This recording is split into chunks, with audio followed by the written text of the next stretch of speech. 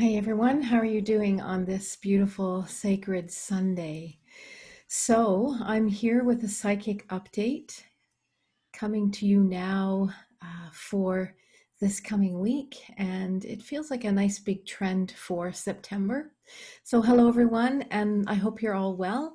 And you know that we all benefit from greater awareness, deeper insights into the present time, and also glimpses of the future, foresights that can help us to take the right course of action in our lives. And so ultimately, we all want information that can inspire us to self correct and come into a better state of balance and harmony. So, I'm Lorianne, and I'm a psychic medium. And I'm going to share with you an in-depth look at the trajectories that are being presented today that are influencing us right now. So this is a general reading. So if you're looking for information that is more specific to you and your situation, I really encourage you to book a full one-on-one session with me so we can dig in and get in there. So let's look at the trajectories for this coming week.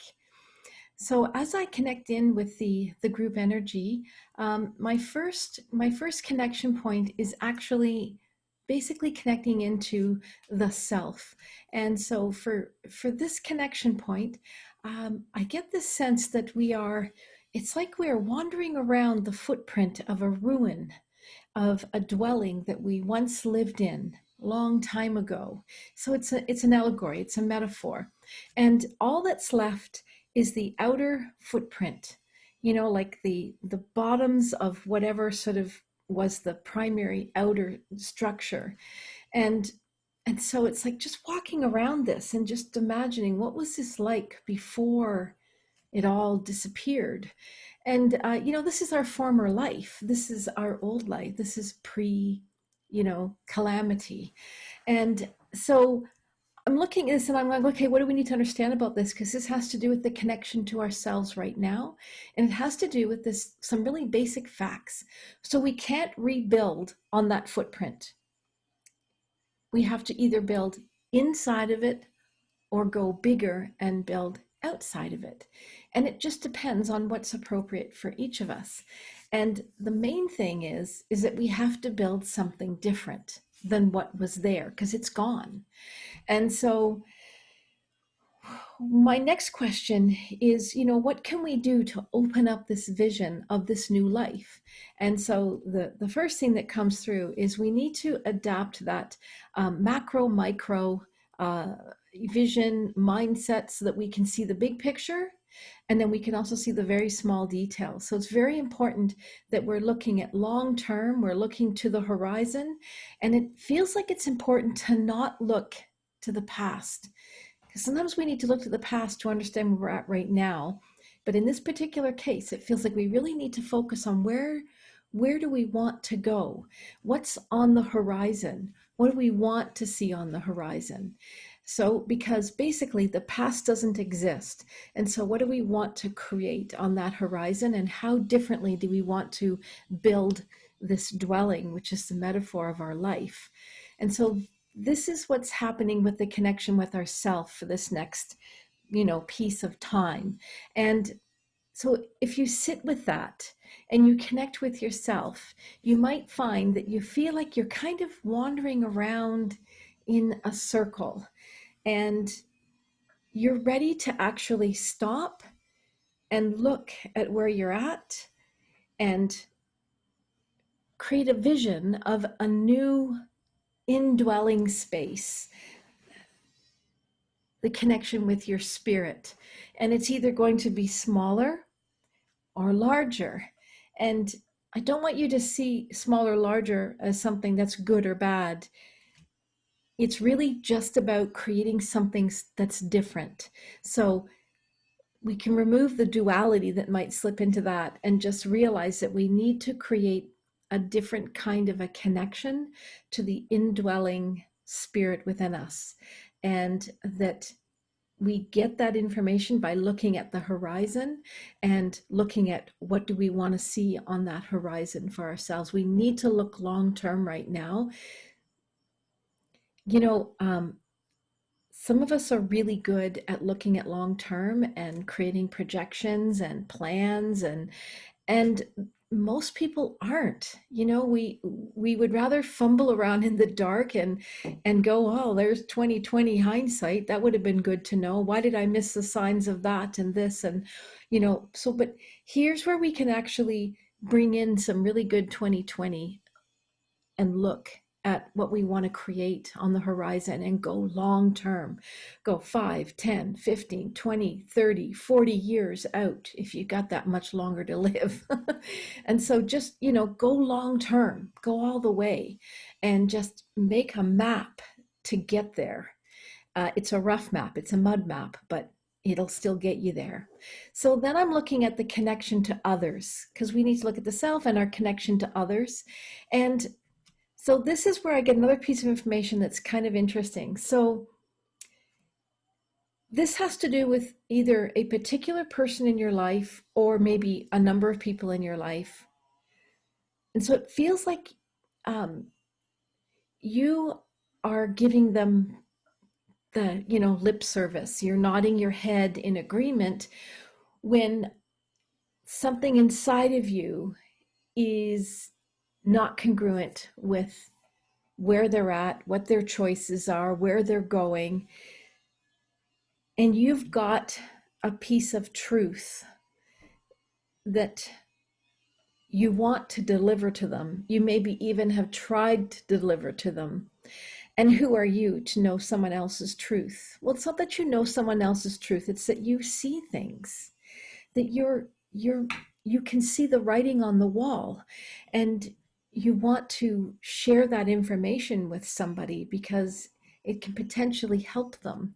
But there's this resistance to that information from you.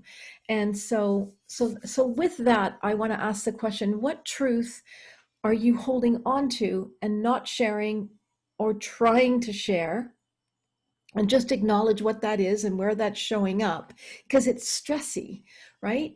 And so the only answer to solve this is to come into acceptance, right?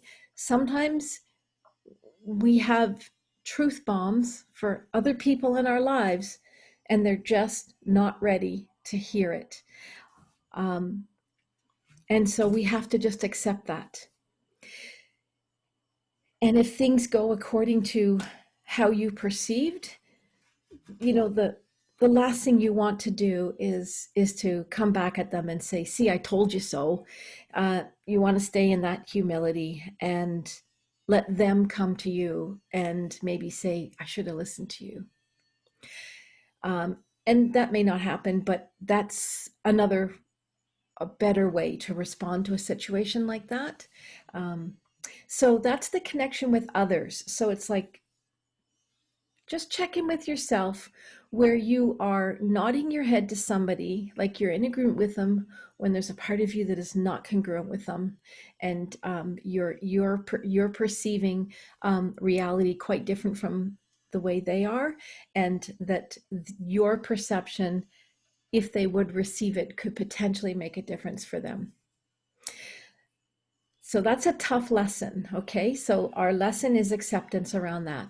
So the next thing that I'm looking at are, do we have any obstacles that we need to navigate through this coming week?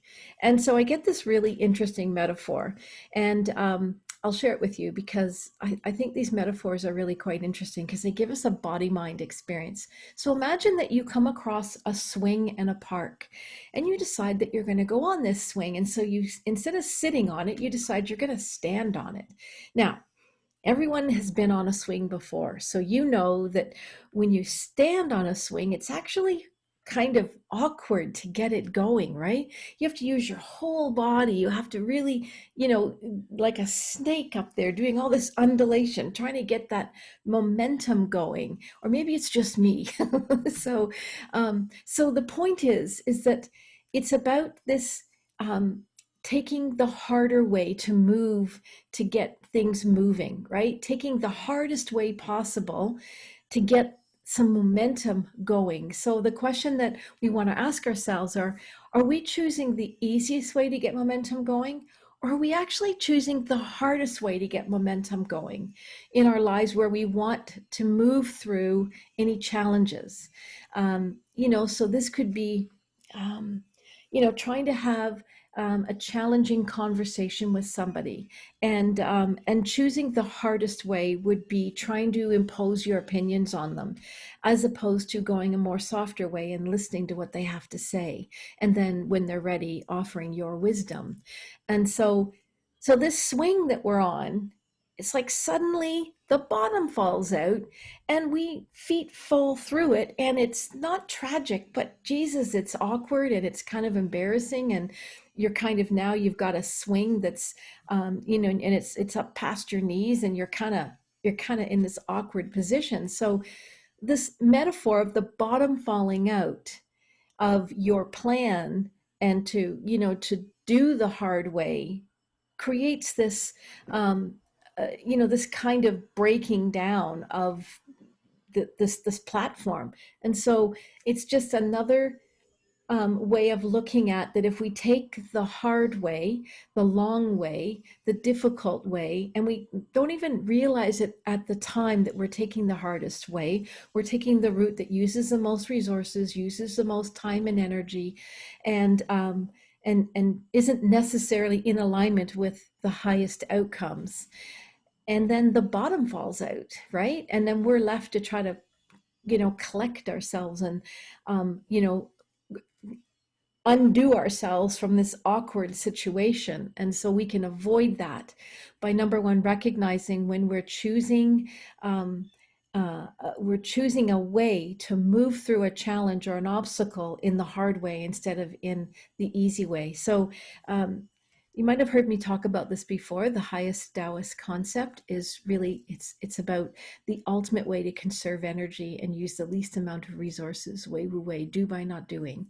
And so just factor that in, like it's something as simple as have a bit of a plan and stick to it. um, like if you're going to the grocery store, kind of go through it in a methodical way so that you're in and out, boom. And this is the way we need to do a lot of things these days for obvious reasons. But it's also a very efficient way to do things. And there's a time to be efficient, and then there's a time to sort of, just be luxurious. And uh, this coming week, we need to really be mindful of using the least amount of resources for the highest outcome. Right. So, because that's what it means. So if we avoid, I'm just looking at my notes, if we avoid this by not taking the hard way, how about sitting down on the swing, relaxing instead of so much force, so much stress, and just enjoy instead of trying to push too high, push too hard. So there you go. Now, the last thing I want to look at is outcomes. And what I mean by outcomes are just how this week is going to unfold. What are they going to be the outcomes? And how can we help to ensure the outcomes that we want? And so what I have here is really interesting. It's about just taking the extra steps to ensure that things that you're putting in motion are going according to plan. It's kind of like using little guides, right? So like if you've got to cut some fabric and you've got to cut strips of fabric, you could just go at it with the scissors, and then when you're done, you've got this really, crooked, hickledy-pickledy cut. Or you could draw a line and then maybe use a big ruler and cut along that line and get a nice clean line out of your fabric. It's just an example, but it's like these extra measures, taking the extra time to do it in a little bit more of a well thought out, well planned, mindful way, gives us the highest outcomes. This is another example of wei wu wei, do by not doing. And so that's the outcomes. If we want the biggest outcomes this week, we just need to, apply this as a concept. All right. And that's all I have for you. Going to keep it nice and short and sweet. Enjoy your week. And yeah, leave a comment. Let me know how you're going. And yeah, if you like this and it helps you, share it. That's good. Cheerio. Bye.